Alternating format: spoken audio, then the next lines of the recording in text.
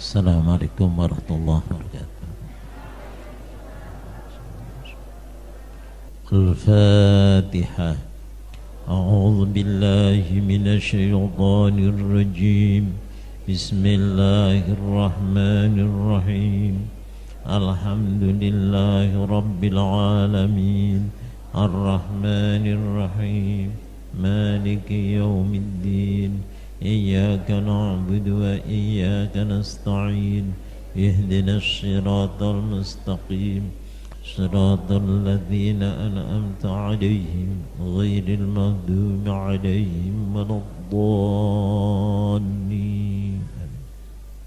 Ini perlu diketahui setelah seorang mendapatkan kepercayaan, memperoleh penghormatan, memperoleh kebahagiaan. Ini biasanya orang yang memperoleh kenikmatan, kebahagiaan tidak lepas dari orang yang iri, tidak lepas dari orang yang dengki. Ya. Seperti apa yang disampaikan, kullu dzi ni'matin mahsud. Semua orang yang memperoleh kenikmatan, yang mempunyai kenikmatan itu diiri. Ya.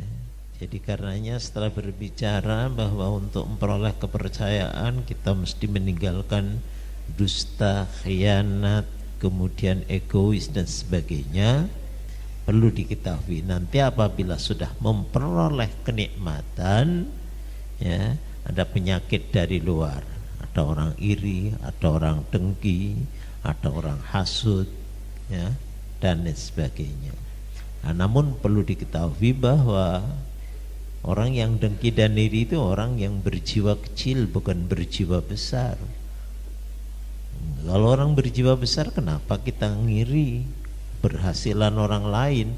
Kalau kita ingin berhasil seperti orang-orang yang berhasil, kita ikuti jejaknya, ya. Itu namanya orang berjiwa besar. Si A sukses, saya juga ingin sukses, sama-sama manusia. Ngapain si A kok bisa sukses, saya tidak bisa sukses? Nah, ini tidak usah kita lalu mendengki kepada orang yang sukses, tinggal ikuti jejaknya, ya. Sebab siapa orang yang mengikuti jejaknya orang berhasil, insya Allah dia juga akan berhasil. Itu artinya bahwa sifat dengki itu, ya, sifatnya orang yang berjiwa kecil, sifatnya orang yang tidak punya kemauan yang kuat, ya. Kalau orang punya ingin kemauan yang kuat, ya tinggal, ya, kita mengikuti, gitu. Dan itu merupakan watak tercela, ya. Wataknya orang-orang yang jelek, ya, suka ngiri, ya, suka dengki, nantinya sampai pada memfitnah. Itu artinya orang besar dan orang yang menjauhi diri dari sifat tercela, maka jarak antara dia dengan jarak sifat tercela ini, yaitu sifat hasud, sangat jauh. Karenanya ungkapan yang sangat terkenal, al-hasud la yasud. Pendengki tidak akan bisa menguasai.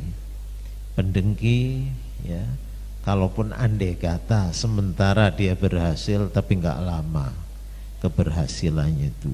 Nah, ini kalimat ini sekalipun, ya, sangat singkat namun padat tentang arti.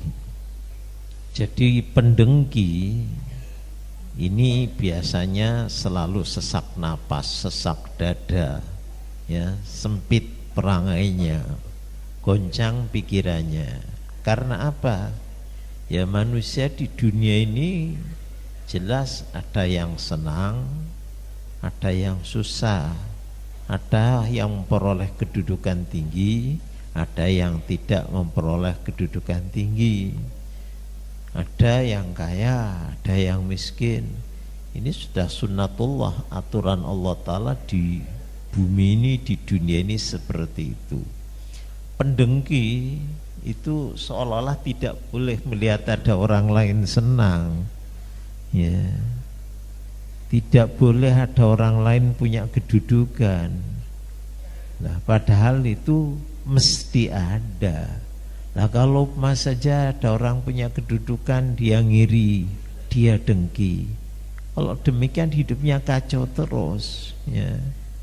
Hidupnya akan goncang terus, ya.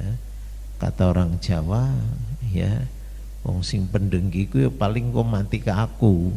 Soalnya iri, orang berhasil, ya, tiwas kesel, ya, tiwas jengkel. Tapi wong sing dijengkeli tetep ono terus, dia mati kaku. Ini orang-orang pendengki gitu. Bapak orang seneng, orang bahagia, orang berhasil itu selalu ada di dunia. Lah pendengki itu tidak seneng kalau ada orang berhasil, tidak seneng kalau ada orang kaya, tidak seneng kalau ada orang yang memperoleh kedudukan. Dia ngiringin merebutnya. Kalau begitu kan sepanjang dia hidup akan selalu sesak napas, akan selalu ngiri, akan selalu silau melihat orang lain berhasil. Jadi kembali, watak orang yang hasud itu hanya melamun, ya, ngarang, ya, hanya cuman ingin kayak gitu, ya. Ini modalnya modal hanya angan-angan, ya, bukan modal kemauan, ya. Kalau orang yang modalnya kemauan sudah barang tentu ada usaha dan ikhtiar. Ini hanya modal lamunan. Lah lamunan ini adalah modalnya orang-orang yang pailit. Orang-orang yang pailsmen ini modalnya cuman melamun.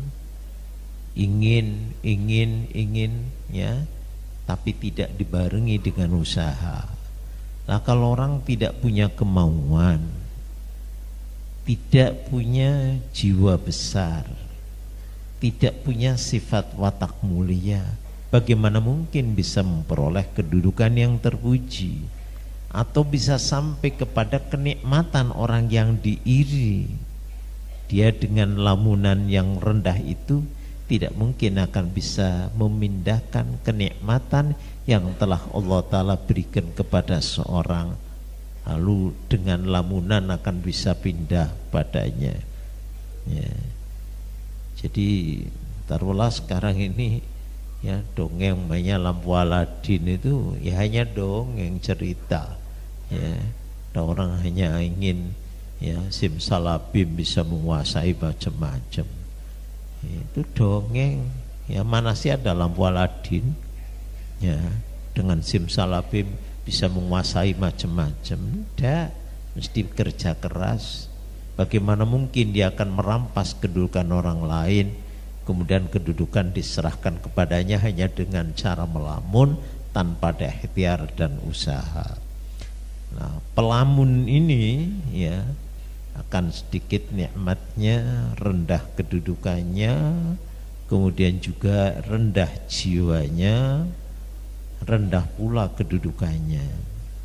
Bagaimana mungkin orang yang hanya sekedar melamun, ya, kalau berharap bisa saja ini melamun lah katakan, ya. Kalau harapan ada usaha, ya. Orang yang dengan melamun bisa menguasai, ya, tampuk kepemimpinan, ataupun ia akan ada di tengah-tengah kekuasaan. Tidak mungkin. Demi Tuhan Ka'bah, kata pengarang, demi Allah tidak mungkin orang hanya dengan sekedar lamunan dapat menguasai, ya. Jadi istilah ngarep-ngarep ndok blorok ya ora mungkin jadi wong Jawa mung sekedar ngarep-ngarep ndok blorok. Ini untuk membedakan orang yang berjiwa kecil dan berjiwa besar. Kalau al-hasud itu berjiwa kecil, ya, kemudian sesak nafsu, beda dengan orang yang berjiwa besar. Manakala ia melihat orang lain sukses, orang lain terpuji, orang lain memperoleh kedudukan yang disenangi, maka tidak terbetik di dalam jiwanya untuk melakukan sifat dengki, ya, merongrong kedudukannya ataupun menggeser, ya, kedudukannya tidak terbetik dalam hatinya seperti itu. Lalu apa? Dia belajar dan belajar. Kenapa si A berhasil? Kenapa si A sukses? Ya, ini mengadakan penelitian atas keberhasilan orang-orang yang berhasil. Ya, melihat, katakan bagaimana si A bisa sukses itu. Lalu dia mencoba, ya, berusaha dengan sekuat tenaga seperti apa yang telah diperoleh oleh orang lain. Bahkan kalau dia memang orang yang jiwanya lebih besar lagi, ya, dia belum puas kalau belum peroleh lebih tinggi daripada apa yang diperoleh orang lain dengan cara yang sangat baik, ya. Jadi dengan cara yang sehat. Ini Bung Karno pernah menulis dalam bukunya itu Di Bawah Bendera Revolusi. Dia menceritakan, ya, tentang orang yang berjiwa besar, katakan, sehingga dia cita-citanya besar sekali, ya. Jadi kayak Indonesia sebagai negara mercusuar, katakan. Dia kalau melihat negara-negara lain berhasil, kenapa? Ya, kalau negara lain bisa berhasil, apakah kita tidak berhasil? Ini, ya, saya kira adalah, katakan, ya, dari sifat Soekarno yang termasuk terpuji, kalaupun tidak semua sifatnya baik, tapi ada sifat terpujinya, terutama sekali dia itu punya keinginan yang besar, ingin, katakan, Indonesia ini, ya, setingkat, paling tidak itu setingkat, kalau bisa lebih tinggi dari negara-negara yang lain. Nah, sehingga dia berusaha dengan berbagai macam usaha. Ini mestinya seperti itu, ya. Kalau kita ingin sukses, ikuti jejak orang sukses itu. Ini apa yang ada dalam bukunya Soekarno dahulu Di Bawah Bendera Revolusi itu seperti itu.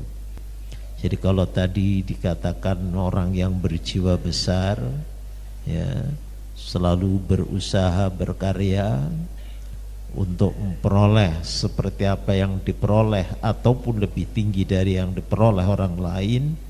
Beda kalau orang yang jiwa kecil, rendah jiwanya, ini justru harus selalu mengharap kenikmatan yang sudah diperoleh orang lain.